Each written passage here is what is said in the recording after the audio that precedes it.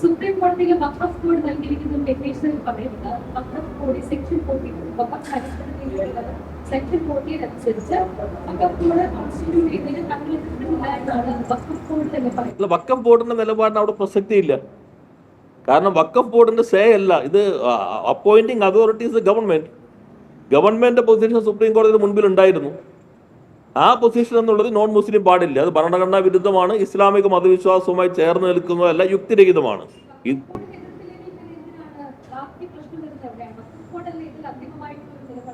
വഖഫ് ബോർഡാണോ പറയണ്ടേ? അപ്പൊ നിങ്ങൾ ആ നിലപാടിലാണോ? അല്ല, ഞാൻ മനസ്സിലാക്കിയെടുത്തോളം അവരുടെ അഫിഡാവിറ്റ് പറഞ്ഞത് ഗവൺമെന്റ് ആണ് നിലപാട് സ്വീകരിക്കേണ്ടത്. ഇത് കാണേണ്ടത് ഈ വഖഫ് നിയമം ഇന്നുള്ളതും നേരത്തെ ഉള്ളതും വഖഫ് ബോർഡിന്റെ അഭിപ്രായം അനുസരിച്ചിട്ടല്ലല്ലോ കോൺസ്റ്റിറ്റ്യൂഷൻ. ഇതിൽ നിങ്ങളുടെ രാഷ്ട്രീയ നിലപാട് എന്താണ്? UDF രാഷ്ട്രീയ നിലപാട് എന്താണ്? LDF നിലപാടും ഈ പ്രശ്നത്തിൽ മുസ്ലിം ലീഗിന്റെ നിലപാടും ഈ പ്രശ്നത്തിൽ കോൺഗ്രസിന്റെ നിലപാടും നേരത്തെ ഒന്ന് തന്നെയായിരുന്നു. ആ നിലപാട് അമുസ്ലിമുകൾ പാടില്ല എന്നുള്ളതായിരുന്നു. ആ നിലപാട് കൂടി സൂക്ഷിച്ചുകൊണ്ടാണ് സുപ്രീം കോടതിയിൽ കേരളം കക്ഷിയായത്. ആ നിലപാടാണ് സുപ്രീം കോടതിയിൽ മുസ്ലിം ലീഗ് കൊടുത്ത കേസിനകത്തുള്ളത്. ആ നിലപാട് കൂടി മനസ്സിൽ വെച്ചുകൊണ്ടാണ് കഴിഞ്ഞ ഗവൺമെന്റ് 2 എണ്ണം ഒഴിച്ചിട്ടത്. അല്ലെങ്കിൽ ഈ വഖഫ് ബോർഡിന് ആ ഗവൺമെന്റിലെ വെച്ചത്. ഈ 2 പേരെ കിട്ടാൻ എന്തെങ്കിലും ബുദ്ധിമുട്ടുണ്ടായിരുന്നു? 2 അൺമുസ്ലിമുകളെ വഖഫ് ബോർഡ് വയ്ക്കാൻ ഇതിനകത്ത് പഞ്ചായത്ത് മെമ്പർമാരെ വയ്ക്കാം, MLA മാരെ വയ്ക്കാം. ഇതിനകത്ത് നേരത്തെ നിയമത്തിൽ അവർ മുസ്ലിം ആകണമെന്ന് നിഷ്കർഷിച്ചിട്ടുണ്ട്. ഇപ്പൊ ചെയർമാൻ പോലും ആകണമെന്നില്ല. അപ്പൊ അങ്ങനെയുള്ള സന്ദർഭത്തിൽ ഞങ്ങൾക്ക് എന്തെങ്കിലും ബുദ്ധിമുട്ടുണ്ട് 2 പേരെ കിട്ടാനായിട്ട് ഈ കാറ്റഗറി പെട്ടിട്ട്? അപ്പൊ അതൊരു നിലപാടാണ്. ആ നിലപാടാണ് നമ്മൾ കാണേണ്ടത്. ഇവിടെ നേരെ തകിടം മറിഞ്ഞ് UDF എന്നുള്ളത് BJPയുടെ B ടീമല്ല, സൂപ്പർ ടീമായി മാറിയിരിക്കുന്നു എന്നാണ് കാണേണ്ടത്.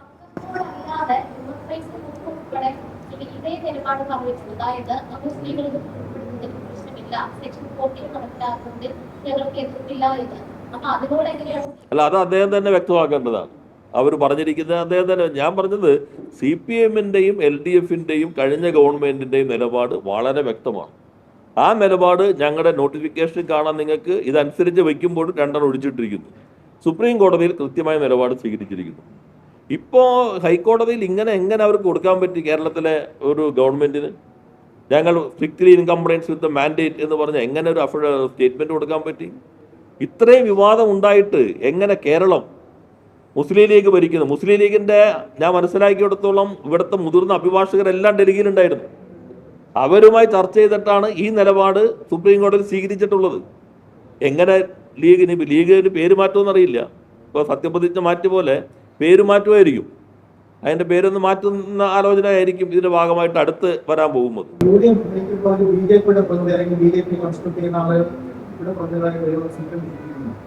ഇപ്പോ KSU എന്താ പറഞ്ഞ? KPCC സെക്രട്ടറി നിയാസ് എന്താ പറഞ്ഞ? ഞങ്ങൾ വിശ്വസിക്കുന്നുണ്ടല്ലോ. അവർ പറയണ കണ്ടില്ലേ? പ്രധാനപ്പെട്ട ഈ തെരഞ്ഞെടുപ്പിന്റെ ഡീലിമിറ്റേഷൻ ഉൾപ്പെടെ തീരുമാനിക്കുന്നതിൽ കേരളത്തിന്റെ പ്രതിനിധിയായ ആൾ BJPയുടെ നോമിനിയാണെന്ന് പറഞ്ഞ KPCC സെക്രട്ടറി അല്ലേ? ലീഡർമാരായി വെച്ചിരിക്കുന്ന ആളുകൾ RSSന്റെ ലിസ്റ്റിൽ നിന്നുള്ള ആളുകളാണെന്ന് പറഞ്ഞത് അവരുടെ ആളുകൾ തന്നെയല്ലേ? ഏതാ BJP ആണോ ഇല്ലയോ എന്നുള്ളതല്ല പ്രശ്നം. അങ്ങനെയാണെങ്കിൽ ഒരു ഗവൺമെന്റ്, ഈ ഗവൺമെന്റ് വേറെ ഗവൺമെന്റ്, ഏത് ഗവൺമെന്റ് വരാലോ. ഞങ്ങൾ അവനടുത്ത് സ്വീകരിച്ച പൊസിഷൻ എന്താ? ഞങ്ങൾ മാത്രമല്ല, ഇവരെല്ലാവരും ഇത് വഖഫ് ഒരു ഇസ്ലാമിക വിശ്വാസവുമായി ബന്ധപ്പെട്ട കാര്യമാണ്. അത് കൈകാര്യം ചെയ്യുമ്പോൾ സംവിധാനത്തിൽ മുസ്ലിം അല്ലാത്ത ആളുകൾ വരുന്നത് അത് യുക്തിരഹിതമാണ്. പിന്നെ ഭരണഘടനയുടെ 14, 25, 26 എതിരാണ്. ഇതാണ് കേരളം സ്വീകരിച്ച, അമ്മത്തെ ഗവൺമെന്റ് സ്വീകരിച്ച പൊസിഷൻ.